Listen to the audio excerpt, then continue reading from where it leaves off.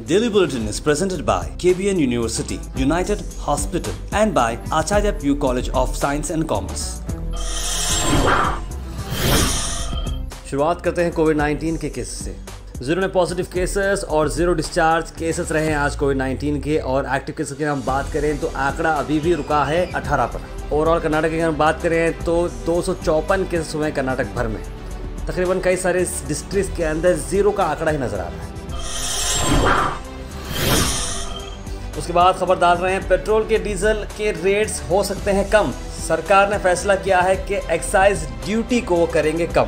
जहां petrol diesel के prices करीबन 5 से लेकर 10 रुपए तक कम होंगे। दिवाली के इस मौके पर गवर्नमेंट ने ये फैसला किया है कि भाई अब तक बहुत सारा जो है प्रेशर दे दिया जनता को। अब वक्त आ गया कि 5-10 रुपये कम करें और खुश करें। लेकिन बहुत सारी महंगाई तो ऑलरेडी बढ़ चुकी है। 5-10 रुपये अब कम करने से शायद कोई बड़ा काम नहीं होगा। उसके बाद गुलबर्गा शहर के अंदर हम बात करते हैं जो प्रोटेस्ट हुई आज बीजेपी एससी मोर्चा की तरफ से। बीजेपी एससी मोर्चा के लोगों का यही मानना है, उनके संगठन का यह मानना है कि हाल ही में सिद्धरामैया ने स्पीच में दलित लोगों के बारे में कुछ शब्द कहा जो उन्हें सही नहीं लगा। उसको चलते हुए आज एक प्रोटेस्ट भी हुई और आप देख सकते हैं किस तरह से मामला चलते आ रहा है। ये प्रोटेस्ट तिम्मापुरी सर्कल से लेकर डीसी ऑफिस तक की गई।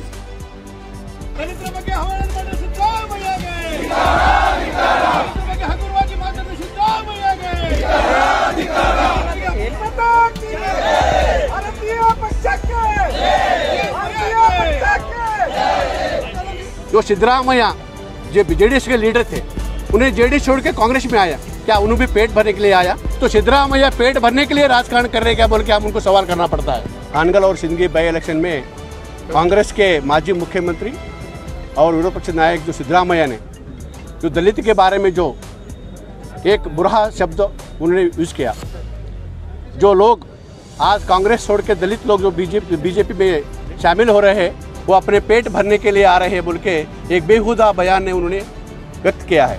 सिद्धरामैया ने जो बात किया है वो बहुत बुरी बात है और ये दलित समाज के अपमान कर बात है। इसलिए सिद्धरामैया ने जो बात किया है, जो दलित लोग बीजेपी में पेट भरने के लिए आए हैं बोल के, वो शब्द उन्हें वापस लेना और पूरे कर्नाटक नहीं भारत के दलित समाज के उन्हें क्षमा बेशर्त माफ़ी मांगना चाहिए।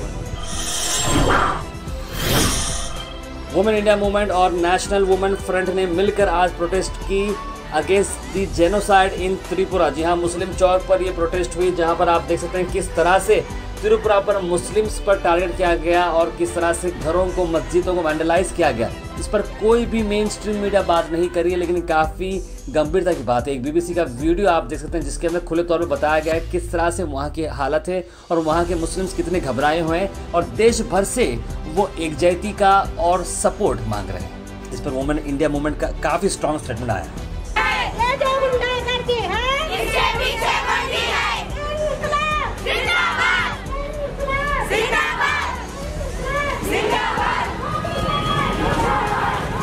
सबसे बड़ी शर्म की बात यह है कि नरेंद्र मोदी इस वक्त मुल्क में मौजूद नहीं है।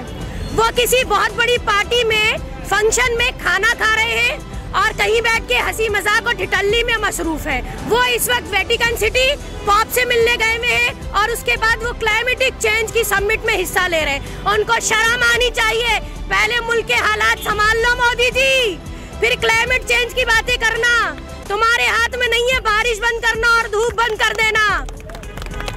देखिए, शर्म की बात यह भी है कि त्रिपुरा का जो चीफ मिनिस्टर है, जो खुद एक बांग्लादेश से भागा हुआ भगोड़ा है, जो खुद ही ऑलरेडी एक क्रिमिनल बैकग्राउंड रखता है, पहली बात तो शर्म की यही है कि वो चीफ मिनिस्टर है। हमारा प्रोटेस्ट नहीं रुकेगा। मैं भारत की बेटी हूँ, गवर्नमेंट गिराने निकली हूँ। देखिए, आज वुमेन्स की 2 विंग, वुमेन इंडिया मूवमेंट और नेशनल वुमेन फ्रंट ने एक जॉइंट प्रोटेस्ट निकाला है in the favour of Tripura violence. ये जो त्रिपुरा में वायलेंस चल रहा है और जो कंटिन्यूसली चल रहा है, जो बंदी होने का नाम नहीं ले रहा है, उसके खिलाफ हम जो है आज यहाँ पे एहतजाज करने के लिए मुस्लिम चौक पे खड़े हुए हैं। देखिए, जब हम बात करते हैं गोदी मीडिया की, तो मीडिया से पहले हमने गोदी लगा रखा है, तो ये बात तो वहीं साफ हो जाती है कि जो लोग गोदी में बैठे हुए और जिनको पाला जा रहा है, जिनको बॉटल में दूध डाल के निप्पल लगा के पिलाया जा रहा है, तो उससे आप क्या उम्मीद रखते हैं, क्या उम्मीद करते हैं आप? वो तो अभी बच्ची, अभी तो पाला जा रहा है, अभी तो चलना सिखाया जा रहा है उनको। तो ये तो करप्ट है, इनके ऊपर तो हम यकीन करते ही नहीं है। हम तो थूकते हैं इन लोगों के ऊपर। इनके चैनल देखना हम लोगों ने बंद कर दिए। हम इन्हें सुनते हैं ना हम इन्हें देखते हैं। एक और स्टेटमेंट हम बात कर रहे हैं जहां पर इसी प्रोग्राम के अंदर एक जो स्टेटमेंट आया जो काफ़ी लोगों ने पसंद किया और काफ़ी लोगों ने कहा कि ये बहुत ही इंपॉर्टेंट बात थी, जहां पर सादिया सईदा ने कहा, जहां पर विराट कोहली के हाल ही में आए हुए एक बयान के बाद कई सारे लोगों ने उनकी बेटी के रेप करने के थ्रेट्स दिए। जहाँ ये मामला चल रहा है इंडिया पाकिस्तान का, जहाँ पर मोहम्मद शमी जो इंडिया की तरफ से बॉलिंग कर रहे थे, उनकी परफॉर्मेंस कुछ ठीक ठाक नहीं थी। उस पर कई सारे लोगों ने कहा कि मोहम्मद शमी पाकिस्तान के हैं, उनके फेवर में खेल रहे हैं, बल्कि उन्हें काफ़ी बुरा भला कहा। इस पर विराट कोहली ने कहा कि भाई ये मेरा टीममेट है, ये हम सब एक टीम के हैं, हम कभी भी रिलीजन में जो है डिवीजन नहीं करते। यही बात थी कि विराट कोहली की इस रिएक्शन पर कई सारे लोगों ने अपना रिएक्शन जोड़ दिया और यहाँ तक गिरी हुई बात की कि भाई आपकी बेटी का रेप किया जाएगा विराट कोहली का। यानी कि इस पर इतनी घिनौनी बात पर वुमेन इंडिया मूवमेंट के लीडर ने किस तरह का स्ट्रॉन्ग स्टेटमेंट दिया, आइए नजर डालते हैं। विराट कोहली को इंटरनेट पे थ्रेट मिली है कि उनकी 9 महीने की बच्ची को रेप किया जाएगा सिर्फ इसलिए कि उन्होंने मोहम्मद शामी या मोहम्मद सामी नाम के मुस्लिम क्रिकेटर को फेवर कर दिया। अब ये माजरा क्या था मैं इसलिए बता दूं क्योंकि हमारी कौम में जाहिलों की कमी नहीं है। हम हर चीज मोबाइल पे देखते हैं, न्यूज नहीं देखते, इसलिए न्यूज बतानी पड़ती है जाहिलों को कि पाकिस्तान इंडिया का क्रिकेट मैच हुआ, दफा कीजिए मैच को, उसमें पाकिस्तान जीत गई, वो भी दफा कीजिए उस जीतने को। मसला ये हुआ कि हमारे एक मुसलमान हिंदुस्तानी क्रिकेटर को इस बात का इल्जाम दिया गया कि वो गद्दार है इसलिए टीम हार गई। तो सबसे बड़ी मोदी गवर्नमेंट शैम शैम। उसके बाद जब विराट कोहली जो हमारे कैप्टन है उन्होंने इस बात के खिलाफ बात करी कि खेल खेल होता है, इसे मजहब से ना जोड़ा जाए, तो उनको इंटरनेट पे 9 महीने की बच्ची की रेप की धमकियां मिलने लगी। दूसरी Modi government sham sham. Amit Shah को तो डूब के मरना चाहिए, मगर मुझे लगता है उसे डूबने की जगह नहीं मिल रही। और तीसरा, मोदी अमित शाह जितनी हम शैम शैम कर ले, खैर जब तक ये गवर्नमेंट नहीं गिरेगी शैम शैम होगी, और गिरने के बाद जो है वो इनके साथ जो होगा वो तो पूरी हिंदुस्तान देखेगा इंशाल्लाह।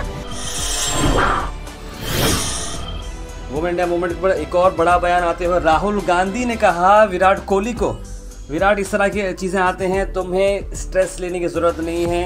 These people are filled with hate because nobody gives them any love. Forgive them. Rahul Gandhi ने सीधा लिखा ट्विटर पर विराट कोहली को। ये मामला काफ़ी चलते नजर आ रहा है। इस पर विराट कोहली के लिए राहुल गांधी ने भी आवाज़ लगाई।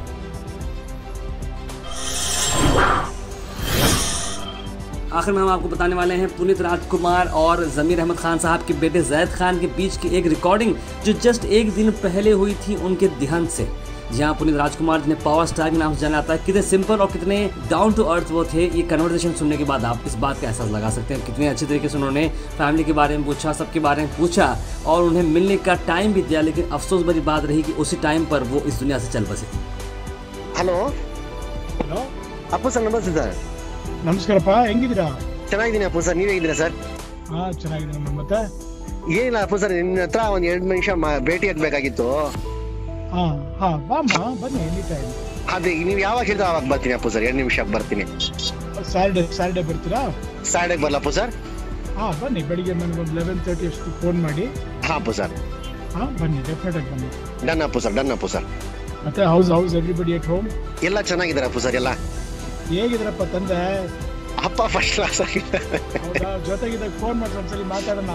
ಹೌದು ಖಂಡಿತ ಅಪ್ಪು ಸರ್. ಎಲ್ಲಿ ಅವರು ರಿಲೇಷನ್ ಇದೆಯಲ್ಲ ಅಲ್ಲಿ? ಹೌದಾ? ನನ್ನ ನಂಬರ್ ಕಳ್ಸೋದು, ಯಾವ ನಂಬರ್ ಇದೆ ಗೊತ್ತಿಲ್ಲ ಕರೆಕ್ಟ್ ಏನು ಅಂತ, ಬಟ್ ನಂಬರ್ ಇದ್ರೆ ಕಳ್ಸ್ಕೊಡಿ. ನಾನು ಕಳಿಸ್ತೀನಿ ಅಪ್ಪ, ಈಗ ಮೆಸೇಜ್ ಮಾಡ್ತೀನಿ ನಿಮ್ಗೆ ವಾಟ್ಸಪ್ ಅಲ್ಲಿ.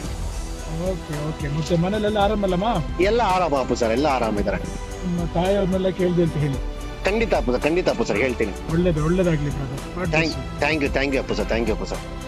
ये ऑडियो क्लिप काफ़ी वायरल हो रहा था, इसलिए हमने भी इस वीडियो को बनाया ताकि लोगों तक पहुंचे कि एक आदमी की सादगी कितनी होती है। बहुत सारे लोग ये बोल रहे हैं कि पुनीत राजकुमार की फ़ैन फॉलोइंग इतनी ज़्यादा क्यों है, इसीलिए क्योंकि इतनी सादगी उनके अंदर थी। पुनीत राजकुमार का अचानक से इस दुनिया से चला जाना ये हर नौजवान के लिए बहुत अहम बात है। हालांकि वो काफ़ी फिट रहते थे, उसके बावजूद भी इस तरह का कार्डियक अरेस्ट नहीं हुआ। हम सबको इससे एक सबक सीखना है कि ज़िंदगी परमानेंट नहीं है, कभी भी मौत आ सकती है। तो अपनी मौत की तैयारी करना बहुत ज़रूरी है और हमेशा सबसे अच्छे से मिलना चाहिए, सबसे प्यार भरे से रहना चाहिए और आपसी जो भी रंजिशें हैं, जो दुश्मनी है, उसे ख़त्म करना चाहिए और प्यार मोहब्बत से इस ज़िंदगी को गुजारना है। ये हमारे gohas.in से एक मैसेज था पुनीत राजकुमार की आखिरी वॉइस रिकॉर्डिंग जो जैद खान ज़मीर अहमद खान साहब के बेटे के साथ थी। देखते रहिए gohas.in।